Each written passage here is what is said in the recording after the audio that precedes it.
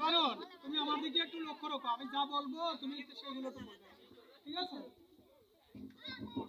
তুমি কি সেজেছো? আমি কৃষক সেজেছি। গ্রামের কৃষক। ও, কৃষকদের কি ভূমিকা আমাদের দেশের জন্য? বাংলাদেশের অর্থনৈতিক কৃষি নির্ভরশীল। বাংলাদেশের 100%-এর যারা অর্থ উপার্জন করে 100%-এর 70% কৃষক। অতএব কৃষক অর্থনৈতিকের সবচেয়ে এগিয়ে। তো কৃষকদের আমাদের গভর্নমেন্ট তথা আমাদের সার্বিক দিক দিয়ে পারে কোন দিক স্বাবলম্বী হলে আমাদের বাংলাদেশ কৃষিতে আরো স্বনির্ভরশীল হয়ে ওঠে?